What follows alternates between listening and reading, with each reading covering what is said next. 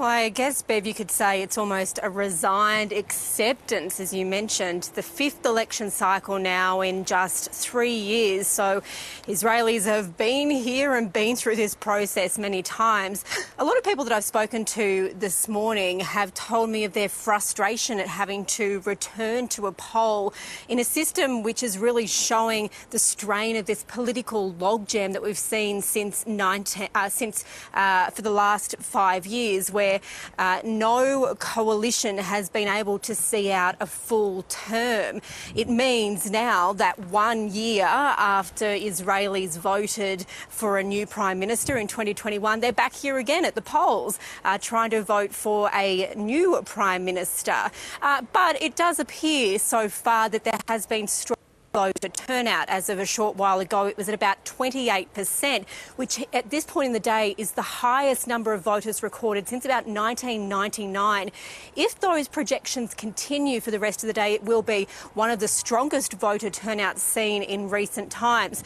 Or it may have just been that people decided to get out and vote early today, and we may see a drop-off in those numbers later on this evening. It is a national holiday today. It's pretty spectacular weather across the country, and here in Jerusalem it's quite nice weather. So a lot of people are probably taking advantage of that national holiday, and it may just be the fact that a lot of people have decided to vote early today instead of staggering their vote until the polls close at 10 p.m. tonight. Yeah. Lots of conjecture about the former Prime Minister Benjamin Netanyahu, who for the first time is voting as the opposition leader. He, of course, continues to face legal problems. How likely is it that he could be re-elected?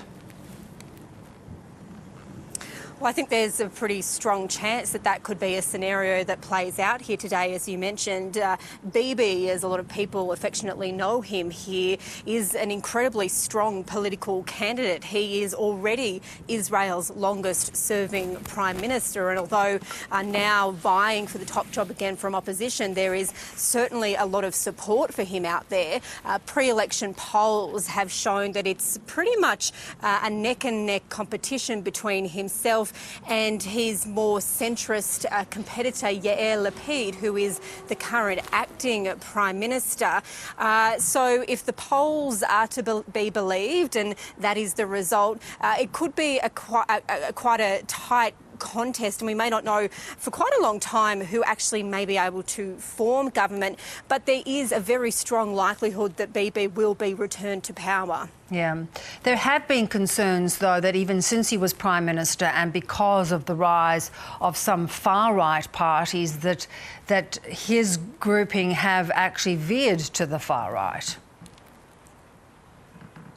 Yeah, and there's been a lot of observance from international groups who have got interests in Israel talking about what a Bibi-led coalition might look like. And I'll explain this a little bit more. In Israel, no one party has ever been able to secure an outright win.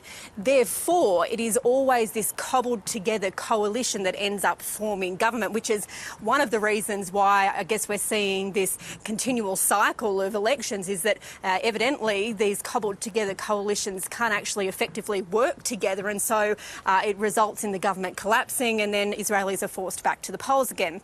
But in this scenario, Benjamin Netanyahu has said that he will take the support of far-right nationalist members who may, in some circumstances, push Israel politics to the far right. There is a politician here by the name of Itamar Ben-Gvir. He is considered a bit of a firebrand, ultra-nationalist, far-right politician. A few weeks ago, he was in the Palestinian community of Sheikh Jarrah and actually pulled out a gun and said to people, bystanders there, if Palestinians throw rocks at you, shoot them.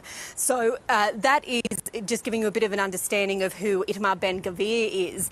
And for Bibi to potentially form a coalition and become the Prime Minister again, it is highly likely that he might need the support of Itamar Ben-Gvir. And Ben-Gvir Ben-Gvir has said that he wants a ministry, a security ministry, no less. And so there has been a lot of condemnation from international groups who have warned that any coalition that involves this sort of an ultranationalist group may severely push the politics of Israel to the very far right and worsen some of the incitement that we've seen and the tensions that we've seen across this part of the region. Yeah, that is interesting. So are there any political pundits who are speculating about who might be, you've talked about that as a possible coalition, but who might be able to form a coalition that I guess particularly will give Israel some stability? It's a great unknown, Bev. We could have a situation that neither party gets to the required 61 votes. In fact, it's pretty much an unwritten rule that neither party, neither of the main parties, Yair Lapid or Benjamin Netanyahu, will get to the required 61 votes that is needed in the 120-seat Israeli Knesset. So they will have to form a coalition. And they may not be able to form a coalition. There may be conversations and chat have to happen for several weeks before a coalition is formed, or indeed it may not be successful at all. It may be a very real chance that no stable coalition could be formed, and that would send us back to a sixth election.